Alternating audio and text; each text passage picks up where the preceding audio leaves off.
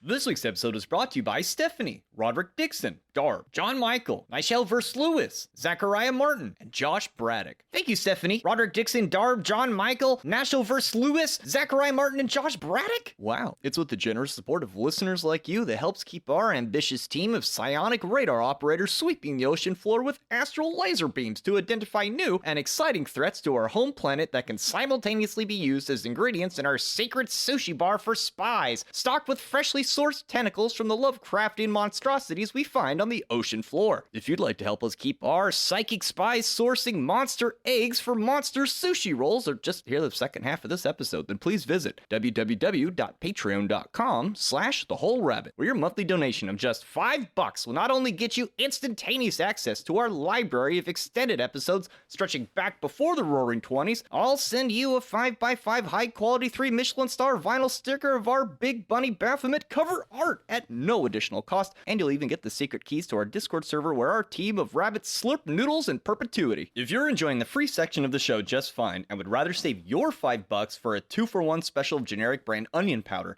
then please consider giving us a like, subscribe, or share the podcast with a friend who you know would enjoy listening to something as weird as you do. By doing this, you assure the Whole Rabbit continues to grow so that we can make our podcast something we're capable of devoting more and more time to, which is something we want to do. For those of you interested in getting a tarot reading from yours truly, there is a $20 tier on our Patreon, which makes you eligible for a tarot reading each month you're subscribed. It's kind of fun, too. Then, a little bit of news up top. As you may already know, or maybe not, Hecka Astra and myself are getting married. It's been a long time in the works because the path for Canadians to legally immigrate to the US is very drawn out, and the next week or two I will be traveling to accomplish some business in this department. If there is a delay in our release schedule, please bear with us. We are not stopping work on research for our next episode. We'll do our best to keep it on track as possible because I hate taking breaks from our regular release schedule. On this note, if you're rolling in dough and looking for something to throw money at, I've included my PayPal below to help us financially endure this immigration process, which all considered is expensive AF. Lastly, if you want to be ready for the next episode, go back and give the original animated Lion King a rewatch because your childhood is about to get ruined. On this week's episode, we give into the temptation to keep exploring the underlying mythological motifs shared by the archetypal eagle and serpent, while giving the occasional wink and nod to the alien overlord conspiracy theory that spirals out of it. During the free section of the show, we take an in-depth look at the Greek god of healing to which medical professionals still take their Hippocratic Oath, the serpent-bearing son of Apollo named Asclepius. We discuss the myth of his birth, the interesting modes of dedication and worship at his temples, his emblematic rod entwined with a serpent, his inappropriately horny uncle Ixion, the flaming serpents of the Bible, and the ancient Egyptian perspective on the serpent-eagle dichotomy with some surprising links to popular culture. In the extended episode, we discuss what the constellation of Ophiuchus, the serpent bearer, has to do with the serpent of Genesis, before exploring the symbolism of the phoenix, and finally comparing our findings in this series to a leak found on 4chan regarding the top secret military programs dedicated to monitoring the ongoing UFO threat, possibly of Sumerian origin.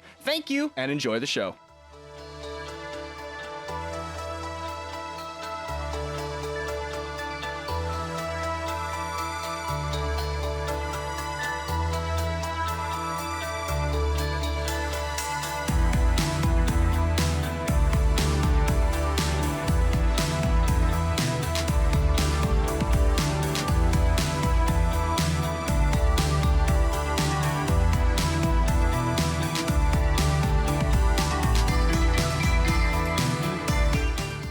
What do you call a snake who works as an administrator? What?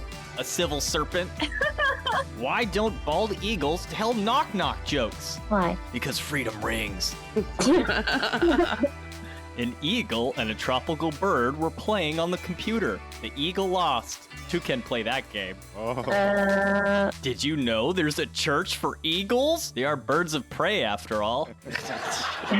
Hello everybody, and welcome to The Whole Rabbit, where we don't just tell you about the mighty Anunnaki overlords of Sumerian mythology, only to tell you we're caught in the middle of a battle between the alien god who created us and his brother who wants to use us as living butt puppet slaves and inject us with monkey DNA so it hurts when we pee. Nay, we gently uncoil the serpent from the staff of medicine, put a tiny hat on his little head, and let the feller whisper his forked-tongued secrets directly into our Leppian earfolds, because this week we're discussing the rod of Asclepius as we dive into the esoteric anatomy of the serpent and the eagle. So it's kind of like a part two. I'm your host, Luke Madrid, also known as the Hack Rabbit. I'm joined this week by the holy dog of the hospital, Mari-sama. Bark, bark. The midnight medicine monster, Malachor 5. What you buying? And the hawk-eyed hellion of healing, Heka Astra. Hello. So this week we were really strapped for time and thought we would do a free discussion episode, but lo and behold, we couldn't stay away from the eagle versus serpent dichotomy and what it all means. So here we are, part two. Yeah, there's just, like I said, last episode, there's so much to say about it and couldn't just leave it alone. Because in my free section part, I was going to just be like, hey, I got some more things to say, but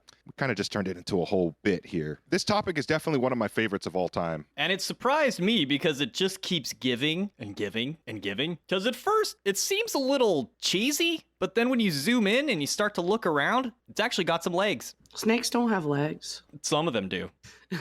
Right, and this is the kind of joke thing on the topic that is, Jesus is the snake. And I guess for some reason, a lot of esoteric Christians really want to hear about that. At least I did when I first caught wind of how all this stacks on top of each other and makes sense. But like I said, it's one of my favorite topics ever. And it's one that I think that every time I'm talking, you should keep this discussion in mind with some of the things I say, because it's coming from that perspective and a little bit of understanding of what this all means. Even if I'm guilty of acting too much like an eagle or a serpent at different times, I try to marry the two ideas. I had heard the true meaning of America had something to do with a feathered serpent. So a combination of these two energies. Right. The Mesoamerican people had a deity called Amaru that was actually like a bird, snake, dragon thing that, if you look it up on the Wikipedia page of Amaru, it was the demiurge of their world. Oh, whoa. And some people say, like, no, the original name of America is actually based off of this creature, Amaru, America. Like, they changed it. It's not named after Columbus, after all. No, I'm totally down with this. And Quetzalcoatl himself is a bit of a winged serpent, too. Yeah, a lot of those gods were. So I thought it was important to focus on something we brought up relatively briefly last episode, the rod of Asclepius, and, of course, the strange similarities it has all over Abrahamic religion. And this is an icon, literally. If you didn't know what the rod of Asclepius is, it's that snake on a stick that's usually over an 8-pointed star that you'll see on ambulances. Isn't it a symbol of Mercury, too? It's often confused with the caduceus, which is a rod with two snakes. Which, to be fair, has some overlapping meaning. And besides that, Hermes himself has a role to play in a few parts of Asclepius's mythology. But you do see the caduceus on medical buildings just the same. They're very similar, but they have different stories. So today we're going to talk about a stick with one twirling snake or creature upon it. And I think that's a good idea, because so often the rod of Asclepius is overshadowed by the caduceus. But as we'll learn today, it has its own depth and history and meaning. So I guess it's important to ask, who is Asclepius? Well, you might be tempted to think that a god of healing would be conceived from rainbows and spice and everything nice. Asclepius heralds from the pantheon of Greek gods, however, which means, to stay on brand, his existence owes itself to the dramatic interplay of lust, jealousy, vengeance, and remorse. I mean, that's what Greek gods do. They hump things and kill things and Get jealous of stuff. Yeah. Kill some more stuff. They're relatable. And when a new problem arises, just appoint a new god to deal with it and go back to what you were doing before. And invariably, it creates even more problems at the end of that story, which is a fairly honest summation of how things work in the universe, at least the human one. So this story begins with a lady named Coronis, a Thessalian princess, daughter of Phlegyas and sister of Ixion, both kings of Lapithis, a legendary first tribe of Thessaly. So a galaxy far, far away a long time ago in Greece. Back when Greece actually had money. Oh, snap. So before we talk about Coronis, her brother Ixion is famous mostly for his enduring treachery. When Ixion was betrothed to Dia, he refused to pay her father Dionysius a bridal dowry, which resulted in his new stepfather stealing his horses. This made Ixion exceedingly angry, but pretending to be none the wiser, invited Dionysius over for dinner. When his stepfather arrived for the feast, Ixion promptly threw him into a pit of burning wood and coal. It was quite the scene. Everyone, including himself, was utterly mortified, and the neighboring princesses refused to perform ritual sacraments capable of cleansing Ixion of his horrible act. Thereafter, despite his former kingly status, Ixion was outlawed and shunned. This, mythologically speaking, makes Ixion the first mortal considered guilty of kinslaying, at least in Greek culture, making him similar to Cain from the Bible. The big difference here is that, aside from killing a member of his own family, an additional subtraction of brownie points was given for doing so in violation of xenia, which is a word that indicates a form of ritual hospitality or friendship for one's guests, a bedrock custom of Greek culture. You know, like Christian hospitality or Southern hospitality. Yeah. Now, Ixion's guilt was so intense that he eventually went totally mad. And even though he was still deserving of punishment, Zeus, known for having a bit of a temper himself, took pity on Ixion and invited him to a dinner banquet on Mount Olympus. Even still, Ixion could not handle himself and began giving Zeus's wife Hera the me eyes when nobody was looking. Understandably, Zeus was a little more than pissed off when he began to suspect what was going on. After all, Zeus would never cheat on his wife. In response to expose sly Ixion, Zeus formed a figure of Hera in the clouds, which enticed Ixion to attempt copulating with it. When he did so, the fake Hera made of clouds, or Nephili, as she is sometimes known, bore the race of centaurs. So this is where the big horse people men came from, this weird sky humping at dinner. That's weird. Now, for this act of treachery, Zeus blasted Ixion from the sky with a lightning bolt, and he ordered Hermes to bind him to a flaming wheel to be paraded across the sky for all eternity until everybody got sick of looking at it, and it was eventually moved to gloomy Hades, where only Eurydice's music would ever briefly halt the endless and tormented spinning. So Ixion got team rocketed by Pikachu, just yeeted. Yes. I'm starting to think that Pikachu in Pokemon is actually a mouse version of Zeus. You know, when I was a kid, he had a little black spot at the end of his tail. Yep. He don't have that no more. In fact, he never did, because we're not from that universe. It's a Mandela effect, yeah. I see white people. It's Mandala effect. Oh. I don't know why you guys say Mandela. Well, I It's said Mandela. Mandela, like it's like Nelson Mandela. It's Nelson it's- Mandela effect, yeah. Nah, it's like Mandala, like Mandala. Bro, stop it. Google it. And then if you look and it says Mandala, you're in my universe. Then I'm in trouble, yeah. That's the name of a future band of mine, probably. Bernstein Bears! Bernstein Bears! Now, while Asclepius' uncle Ixion would become known for his treachery, what about his mother Coronis? Her involvement with the gods came about the way a decent number of other mortal women would, by minding her own business when she was suddenly caught in the gaze of Apollo, who was subsequently unable to resist his burning desire to bed her, which he did inside her home. Filled with Apollo's super sperm, Coronis became pregnant, and Apollo left to go attend to his godly duties. For a while, all was well, until Coronis, still pregnant with Apollo's child, fell in love with the mortal Ichus, a name which means strength. Despite her father's warning to the contrary, Coronis was unable to curb her desire for Ichus, and the two began an affair in secret. This, as her father had warned, was a terrible idea. Apollo, after all, was possessed of the gift of prophecy, which was regularly delivered to him on the wings of a white crow. When his feathered friend delivered the news of the affair between Coronis and Ichus, his glare became so full of rage that the crow's feathers would permanently be scorched black. And that's why crows are black? Yes. Oh no. Now, either in response or at Apollo's order, his twin sister Artemis, the goddess of the hunt and of childbirth, retaliated for the dishonor by killing Coronis and her family with a barrage of deadly arrows. In some versions of the myth, it's like a reactive thing for Apollo to do. He grabs his bow and just shoots off an arrow and kills his woman. And it's like with tears in his eyes, but it's like a weird godly compulsion to do so because he's been like disrespected, and he immediately regrets it because it's like against his true will, but it's like his function that he's in the universe for. And the myth kind of becomes a little bit more romantic that way because then he has a reason to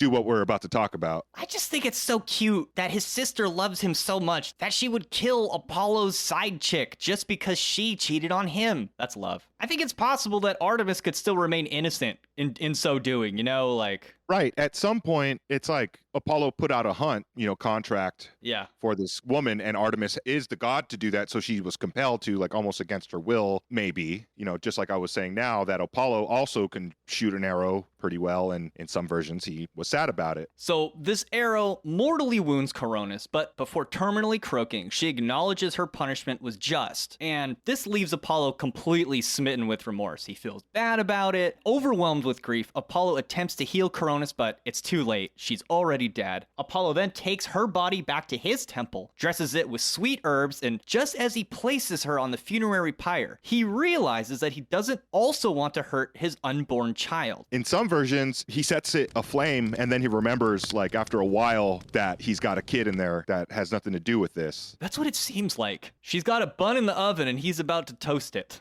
Oh, God. So what does he do? Well, at the last moment, he cuts her belly open and delivers his newborn child, Asclepius. In some versions, it's Hermes who compels Apollo to save Asclepius, who is then suckled by the thread-measuring Lachesis, the middle sister of the Moirai, or Fates as they're more commonly known. In either case, Apollo took young Asclepius and tutored him in the way of herbalism before entrusting him to the care of Chiron, who then trained him in both the art of hunting and healing. And it's said that Asclepius was, in fact, a great hunter. His aunt is Artemis, his father's Apollo, and he's trained by the centaur Chiron, but he really had an affinity for healing and medicines and the works of healing people. So he had great teachers, and apparently he got so good at healing, he actually transcended Apollo, Artemis, and Chiron. And that's important because he was born mortal. He wasn't born a god. He earned this through passing these trials almost. He went to school, you can say, and got his degrees, or he joined the order and got his degrees in the order. And we have a lot of information about Asclepius's cult. This is because, of course, everybody loved him. We know what kind of animals he preferred to have sacrificed, how the temple layout was, why things were there. A lot of this stuff was preserved for a very, very long time and is very much in the current of known history.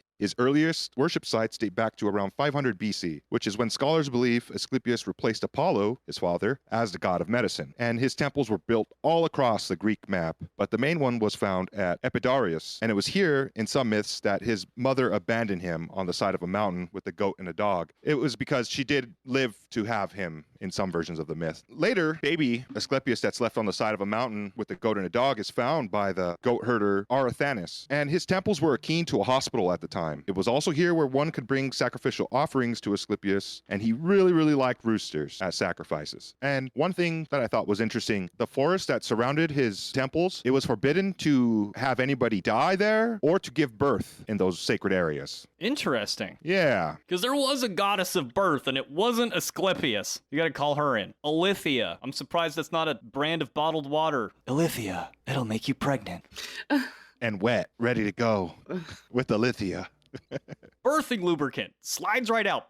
But speaking of ways to worship Asclepius, it actually comes up in the story of Socrates, at his final moments, in fact. Right, so Socrates' last word before the hemlock took hold was, quote, "Cicero, we owe a cock to Asclepius. Pay it, therefore, and do not neglect it, dies." That's Socrates, everybody. Even he knew that he had to sacrifice a cock to Asclepius.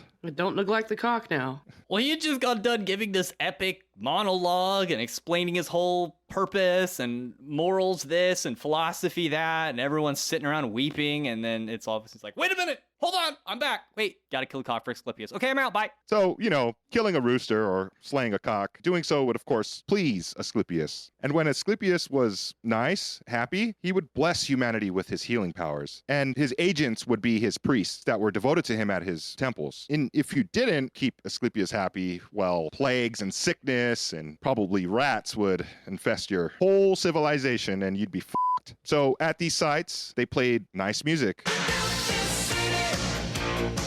and they would burn special aromas or have flowers all over in a garden. They'd give you oil massages, which were made from medicinal plants, of course. That sounds great. They didn't have what we have today, so they did the best they could, and I think that is honestly still today the best you can do for somebody who is dying. And Asclepius, he didn't always have the ability to save your life, because that's a problematic issue, is to just prevent you from dying, of course, but he knew how to make you feel good in your final moments if he did care for you, if you did make him happy. So at the very least, you would want your final moments, and Socrates knew this too, you would want your final moments to be like, hey, Asclepius, you're my boy, take care of me. Now, he had temples All across Greece. And something that was found at all of them, and they proliferated this, was the presence of non-venomous snakes, which slithered everywhere they pleased. There's even a species named the Asclepian snake honoring the god. And it's kind of like yellow and brown, gold looking. Can you imagine staying in a hospital where snakes are just roaming about? I suppose it would keep most people in their beds,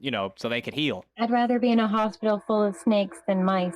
Oh, certainly. Yeah. And apparently these snakes had full freedom to slither all over your unconscious body because you were just in so much pain you couldn't do anything about it. Or you were just told to stay still for your little splinter in your finger that you thought you were going to die from because you're a little baby. These snakes were sacred. You couldn't touch them, and they had full freedom to go wherever they pleased. You couldn't really have cats because the temples of Asclepius also had sacred dogs, which would lick the wounds of his ailing visitors. And it would rouse up the dogs, I bet, which is not part of the healing process.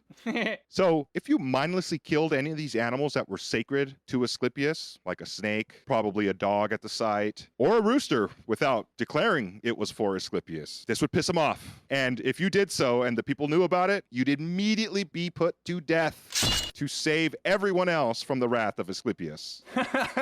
Whoa. That might be some Roman propaganda because the Romans venerated the god of a slightly different name. They tried to make the Greeks sound like barbaric, but that is written by a few writers of the time. Now, where does the rod come from? How does he get a rod with a snake on it? What does that mean? Right. So in one of the more popular myths, Asclepius had to bring a man named Glaucus back to life. But the thing about Asclepius is that he didn't know how to do these things. He didn't have the power naturally. He learned medicine. Yeah, he's not like some god who can just snap his fingers and bring him back. No, he was born a mortal man. So he's standing there pondering how he's gonna fix and heal Glaucus and bring him back to life, right? In some stories, he's tapping his stick on the ground. And then a snake comes into his vicinity and he accidentally repeatedly squashes a snake's head until it dies. And he kind of doesn't notice until another snake comes into the scene and places a plant or an herb on top of the head of the dead snake. And then shortly after, the dead snake comes back to life and is well again. Whoa. In other versions of this, same story, the first snake twists itself around Asclepius' staff and he reactively bonks it until it dies. And then a second snake comes and resurrects the dead snake. Chicken, arise. Arise, chicken. Either way, Asclepius then took a book out of the snake's page and successfully brought Glaucus back to life with the very same plant. Oh. A little bit like hair of the dog, And it actually makes a lot of sense because the ancient Greek word for poison, pharmakon, was also the word used to describe drugs or medicine. So referring to, say, the venom of a snake. Yes. Now, combining the serpent with the staff is also something we find from Bronze Age Egypt, where a famous 13th century BCE relief depicts Thoth, giving life to the deceased Seti I in the temple of Abydos. He holds two staffs in his left hand, each one with a winding cobra about it, each wearing a miniature royal headdress representing Upper and Lower Egypt respectively, while raising its upper body in the typical uraeus posture with a splayed hood. Yeah, the Abydosian mystery, as it's called, is definitely majority of the reason why I enjoy this eagle serpent topic, because this whole resurrection power is quite powerful and a little mysterious in all religion across the planet. Well, we had Tim chime in last week telling us that the serpent is related to Thoth. And it's like, well, okay, how and why? Well, here it is. If this serpent god has its origins in Thoth, who's responsible for the same thing, well, I guess Thoth is on the side of the serpent, quote unquote. Right, and that's just evidence that this style of staff or a rod with a single serpent wound around it is not exclusive to the Greeks. No. It's very, very old. As usual, they got it from Egypt. Now, you have a very interesting theory about what this might mean besides the mythology that we're familiar familiar with. This is a good time to take a second look and really take a critical perspective at the symbol that is the rod of Asclepius. Yes, what might it actually be? So, besides the Greek myth, there has always been an alternate origin story of the rod, with the snake or a worm wrapped around it, and its close relationship to healing itself. In the Bible, there's also plenty parts that mention fiery serpents and how they're a plague upon God's chosen people. It's Bible time. Bible time. In Numbers chapter 21, verses 6 through 8, it says, "And the Lord sent fiery serpents among the people, and they bit the people, and much people of Israel died. Therefore the people came to Moses and said, We have sinned, for we have spoken against the Lord and against thee. Pray unto the Lord that he take away the serpents from us. And Moses prayed for the people. And the Lord said unto Moses, Make thee a fiery serpent, and set it upon a pole. And it shall come to pass that everyone that is bitten, when he looketh upon it, shall live." And this is something that Jesus Christ also compares himself to in the canonical Gospels, but Malachor has a theory about what else this may mean. The interesting part of this whole thing, of course, is the fiery serpents section. I know I might piss some people off, but many people take the Bible as 100% accurate, literally true historical document. I'm not one to think that way personally, but it's an example here in this verse that I think is quite clearly talking about something that is actually literal. Dun dun dun! Ever heard of the Guinea worm or Guinea worm disease? Guinea Oh. worm, yeah. That's racist. Oh, Yeah, it's a parasitic worm that burrows its way into your skin and goes through a metamorphosis inside of your body. Just like love. Ultimately, the worm needs to find an exit, and it makes its way down to your legs and starts to eat its way out of the bottom of your foot. And it's very painful and gross, and it meant quite a bit of suffering was ahead of you since you wouldn't be able to walk very much in that condition. It burrows through your leg the long ways and then down out your foot? That's like the furthest it could possibly go. Yeah, it's pretty fucked up. And it still exists today in parts of the world. The scientific name for this parasitic worm is Dracunculus medinensis, which means little dragon from Medina. These parasitic worms have been documented as early as the 15th century BC in Egypt. This is the fiery serpent that the Bible must be talking about. But wait, there's more. The method of curing this disease required, at the time, the doctors to use a small rod or a stick to puncture a hole near the exit point of the worm, twist it around like your mom's spaghetti, like Eminem told you, and pull that thing out. Ugh, knees Gross. weak, arms are heavy. Exactly. Mom spaghetti. So in context to what Moses did, raising the snake upon a stick might just be him pulling out a worm from people's feet. Either way, the icon of a snake or a worm around the stick makes so much sense as a healing method, both for physical health and for spiritual healing. I mean, this is Moses we're talking about. He may have learned it from those Egyptian priests, after all. he changed a staff into a snake too, so it's like, it's common. Yeah, him and his brother Aaron, snake staff people, definitely. And who else would they have learned it from besides Thoth? You know, some people say that Thoth is Moses, and I think they're right. Whoa. Because then you also have Thoth-Moses or Thoth-Mose or something like that. Tutmos. Tutmos. It's like Thoth-Moses. Now, Asclepius is known for more than just his birth and for bringing snakes back to life, isn't he? Yes, he cured many, many people, according to myth. Let's talk about some of those cases. Right. So, in another act that brings more attention to Asclepius, we'll get into the consequences of his actions later. I wanted to talk about the time that he helped the god of wealth, whose name's Plutus, to cure his blindness. Because Zeus, in his endless loop of dick moves, blinded Plutus so that the wealth he distributed was done without ever having a clear intention on who he was giving it to. Just like the United States today. Exactly. It sounds kind of nice, but it also prevented Plutus from ever using his power for good because he had no idea what he was distributing. He was blind. Boy, this sounds spot on. It sounds on the money, if you will. With the help of, sorry, I should preface this. So this myth that I'm talking about here is actually a play, but it's from 388 BC. It's called Plutus. It's about the god of wealth. And I should say that myths and plays from the same era, I don't really see a difference between them. It's the same thing. So the way that this play goes is that two Athenian men helped Plutus take a trip to an Asclepian temple to cure the blindness so that Plutus could spread the wealth evenly. Now, there's many implications to have here, but it should be noted that these two Athenian men were poor their whole lives, and they wanted wealth for themselves. Maybe Greece knew that the way the gods operate was a capitalistic society, and us lower humans wished and dreamed of a perfect socialist society. So maybe this is a play that's trying to express that, at least in its first act. I guess Zeus gets what he wants. That's what we know. We do know that. He's an eagle, too, like America. So the play goes on to say that his entourage, the two Athenian men, men were told to rest on beds of leaves. Blind Plutus is put on the very couch that Asclepius would place his own patients on. The priests at the temple then place a veil or piece of cloth over all the heads of all the patients, and they told everybody at night to go to sleep and rest and don't remove your cloth. One of the Athenian men, whose name is Cario, couldn't help but look through one of the holes that was in his cloth, and while everybody was sleeping, Cario witnessed Asclepius at work, combining herbs and applying special ointments, oiling people up, kind of basic stuff. But when Asclepius came upon Plutus, the god of wealth, it got kind of interesting. Plutus had a purple cloth placed over his face, and Asclepius then had two snakes slither their way under the cloth and lick Plutus's eyes. Is this some Japanese porn? Let's be silly for a second. I think Asclepius just busted a load on each of Plutus's eyes. Yeah, no, that was a snake. Yeah, it was, when they lick stuff, it heals things. Trust me. Yeah, you couldn't see it because you were blind, remember? Oh, yeah. You're right, Asclepius. I'm going to go take a shower.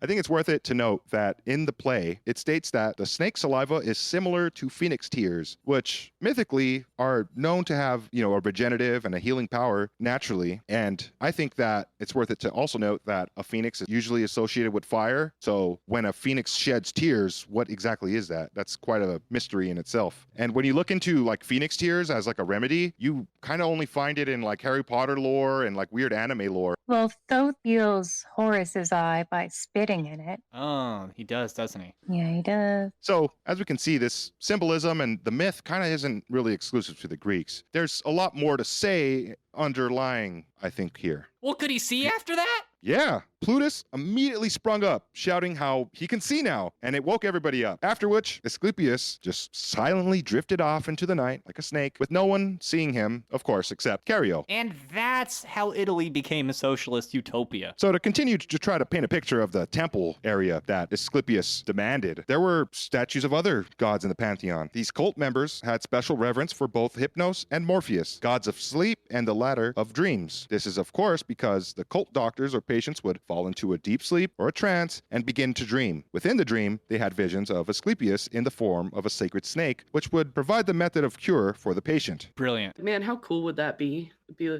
like, in order to figure out how to treat your patient, instead of going to the library and reading books or going on like PubMD and trying to read studies, you just like take a bunch of illicit substances and trip out. Sign me up. Astral visions of snakes sacred to Asclepius. Just if you have one, don't be afraid. It's Lucifer! Ah! Oh, he healed my bunions.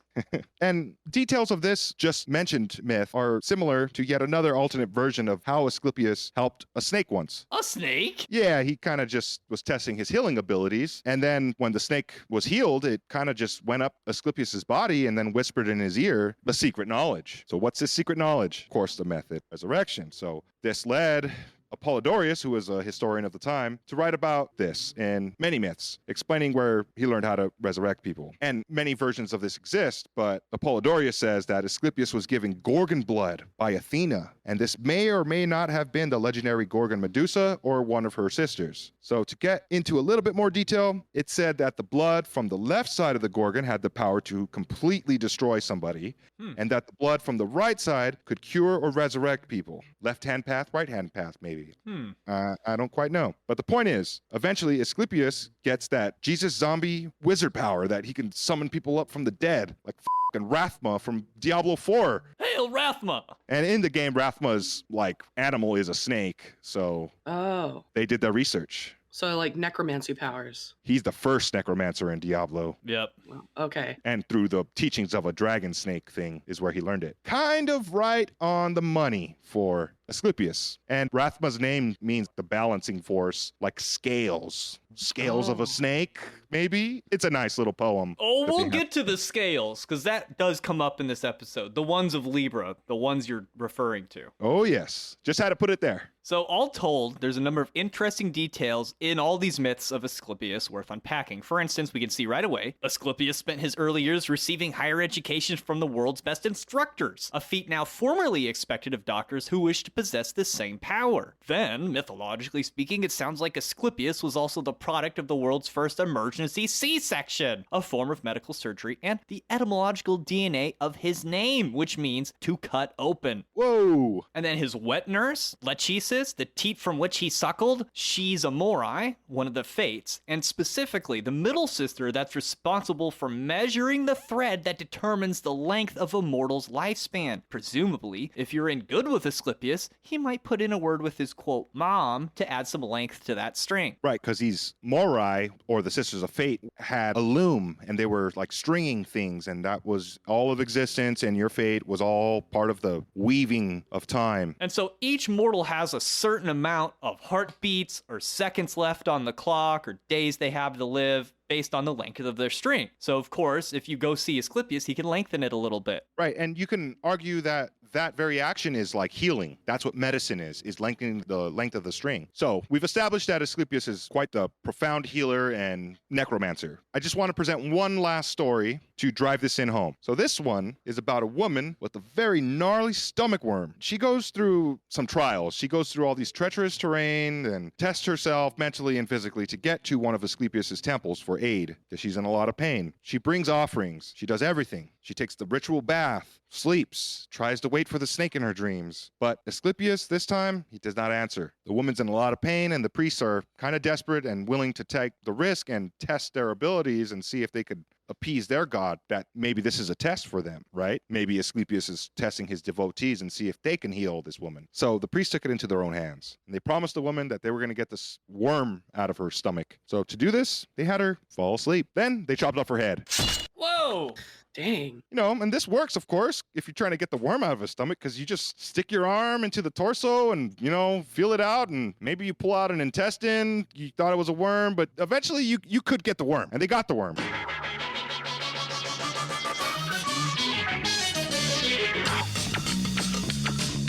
Because they knew what they were doing, right? Well, good for them. Yeah, it's just one problem. That chick is dead. She dead. She's done. Chopped her head off, boys. And, you know, not just dead, she had no head. So can't just bring back a body, right? You need the body and the head. So Asclepius rolls up on the scene, you know, with his great sense of timing, finally answering the prayers of this dying woman. He gets pretty pissed off when he arrives because, of course, his devotees, his priests, they up. We got the worm out, though. That was what she asked us to do. He just really didn't understand why they would resort to such a method. Prognosis negative. So he got to work, Mr. Asclepius, on this impossible task. Asclepius used a salve to kind of glue or heal the severed head back to the body. Nothing a healthy dollop of salve couldn't take care of.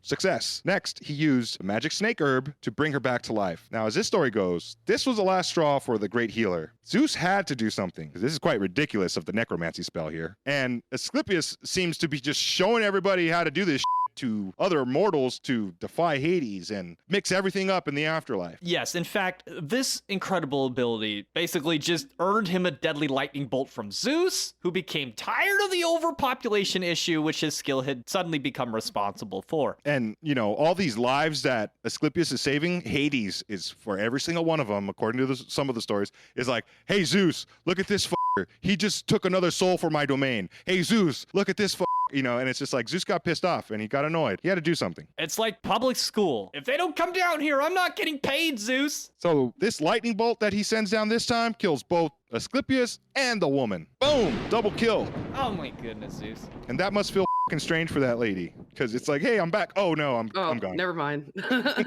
Nope, it doesn't. Now, none of the other gods gave Apollo any heads up that his son was marked for death by Zeus's hand.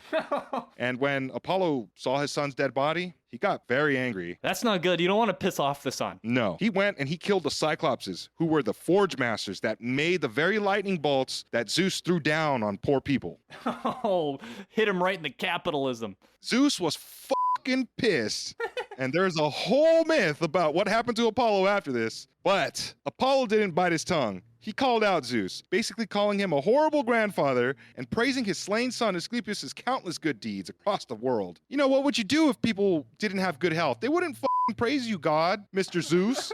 My son was keeping them alive to praise us more, you idiot. Zeus felt very sad and stupid, and he realized that Apollo was correct. So, because of this, he immediately made Asclepius into the constellation Ophiuchus, the serpent holder. This is the sign that they always claim is the 13th sign of the zodiac. So, for those of you with keen ears, you may have already noticed this story might be another prime mythological example of the conflict between the uplifting serpent, who wishes to heal humanity, and the oppressive eagle, in this case Zeus, who opposes this support in the name of maintaining absolute control over their destiny, just like Enki and Enlil of Sumerian myth. This is especially true when we consider the big falling out between Enki and Enlil did have to do with the lifespan and proliferation of humans. Then, if we were to gaze up at the constellation Ophiuchus, we would see this conflict written in the stars, as the snake bearer is right next to none other than Aquilus, the eagle constellation. Down near his leg also whirls the eagle nebula, and finally, Scorpio is wedged under his foot. This is interesting because, as we've mentioned maybe once or twice, Scorpio is often symbolized by an eagle in the zodiac.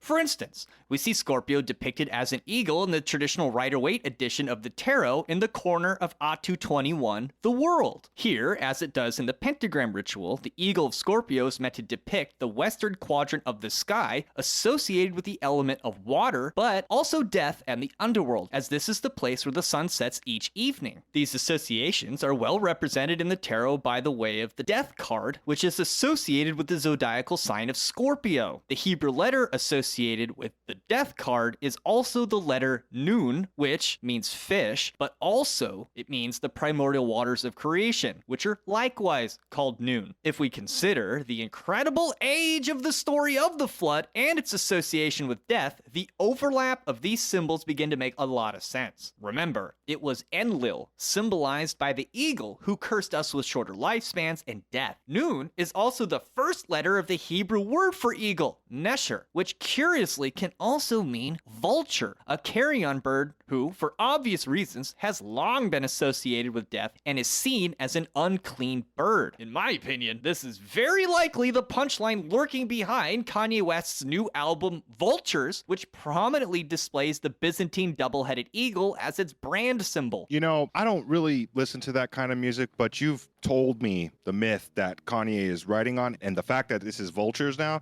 and you just drove it in home. He knows about this shit. This is Kanye stuff that he feels is important, so his whole career for the past 10 years, it seems, is all about this. He's become a bit of a meme for the whole rabbit. We like to joke and make fun of him a little bit, but if you just take a cursory look at his career, I'm not the hugest fan. I've just glimpsed over every few years to see what's going on. And from what I can tell, it's Jesus, right? It's the bear, maybe the dipper, swastika. And then what else has he got? He went through his Raw stage when he did Power. He had, the sun god on his frickin' necklace. Could have been Horus too, whatever. Oh, not Raw, like R-A-W, Raw is war. Because if you are a WWF fan, the fact that they say Raw is war, isn't that kind of funny? No, anyway, the Monday sun nights, deity from it's Egypt. the war god. Yes. Yeah, war and the sun, Ra. Okay, fine. And then he goes over Jesus as king. Okay, now he's got another solar god, Jesus. Okay, well now he's over here doing Vulture, right? Vultures, the eagle, more sun deities. What's with all this sun stuff, Kanye? Why? But now that I've said that, it's interesting because vultures and eagles being the same word, well, vultures are, like I said, they're seen as unclean. They're gross and they put their heads inside corpses, wriggle around. It's like a antithesis of what an eagle should be. It's like an eagle behaving like a snake on the ground, being dirty, yes, lowly, eating dead. In some ways, it almost seems like a confession. Everyone's on his ass for posting pictures of his waifu naked on Instagram, and he's like, yeah, I like booty. What you mad about? You could post your wife's booty? I like booty. He's saying, I'm unclean, I like bad stuff, basically. Especially Hitler. How about that one? Now, of course, it's not just in the Hebrew language. We might ask where they got this from. Of course, we have to look to ancient Egypt. So to get a better idea, Heka, who is the vulture in ancient Egypt? Well, in reference to the eagle versus snake topic, the first vulture goddess that comes to mind is Nekhbet. So she's the goddess of Upper Egypt, and the goddess of Lower Egypt was the snake Wadjet, which has to do with sight. I think that's interesting because Upper Egypt is the sky, Lower Egypt like the earth. So you have, of course, a bird for the upper and then a snake for the lower. It's kind of interesting too, because Upper Egypt is actually south and then Lower Egypt is north because the Nile flows from south north. So up the river is actually going south. You can kind of think of the vulture as being like the feminine version of the eagle. It's a very solar bird. And the word for vulture is actually the same word for mother in ancient Egypt, which is Mut. And Mut is also in and of herself her own goddess. But if you take the vulture as being the feminine solar counterpart to the masculine solar eagle or falcon, you basically have the lady eagle being the vulture. And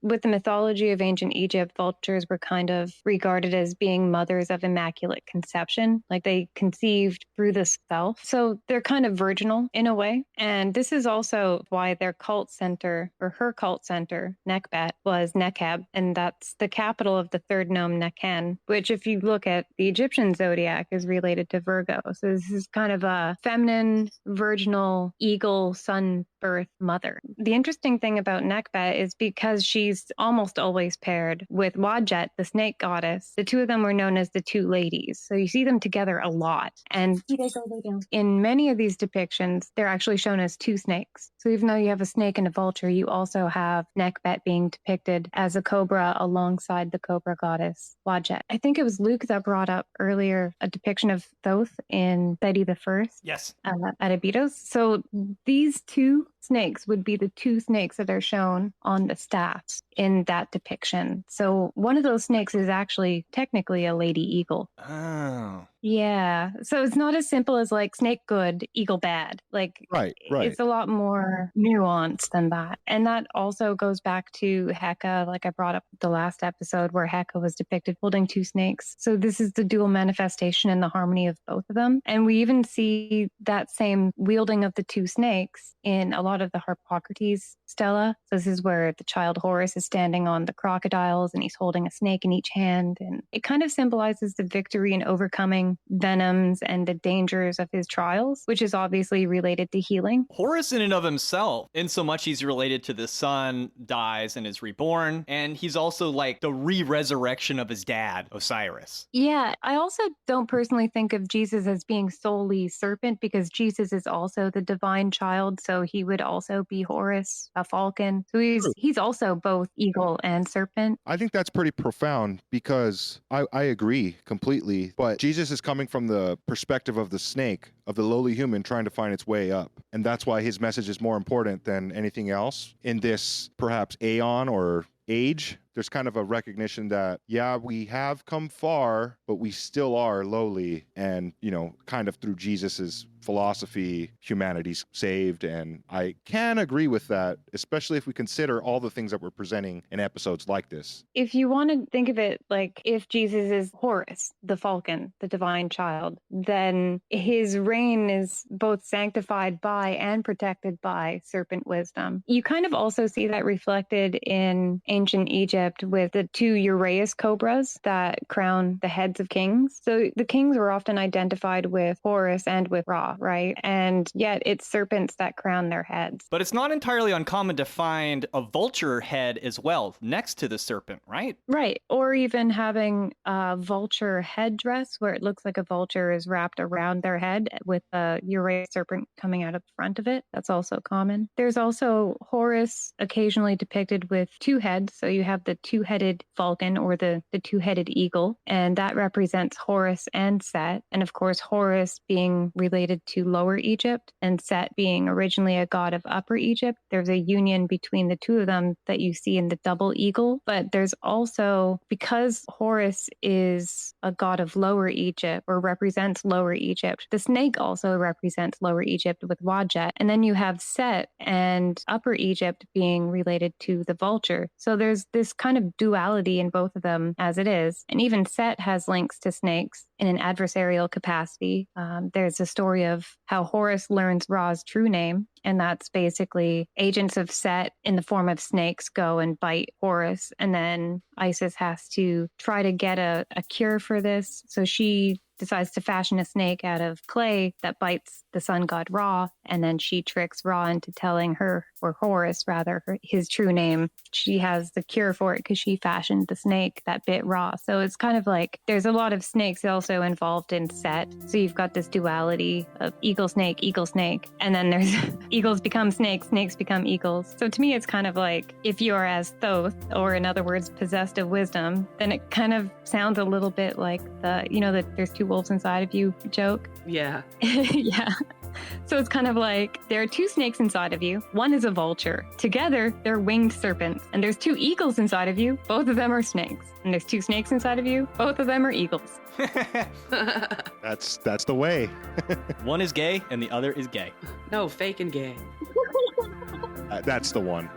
What if you'd like to hear the rest of the episode, where we talk about the scorpion, upon which the serpent bearer's foot is resting, more about biblical Genesis, the phoenix, the Bennu bird, some gosh dang old Hebrew gematria, our favorite topic, snake oil, and the grand finale, where I read a top secret leak that made its way onto 4chan about what else besides Sumerian overlord UFOs in the ocean, then please visit www.patreon.com/thewholerabbit, where your monthly donation of just $5 will not only get you the extended version of this show, you'll get all of our extended shows going back before the 20s. I'll send you a 5x5 high quality vinyl sticker of our Big Bunny Baphomet cover art, and you'll get the secret keys to our Discord temple, where you can let dogs and snakes lick you wherever you want. Mostly.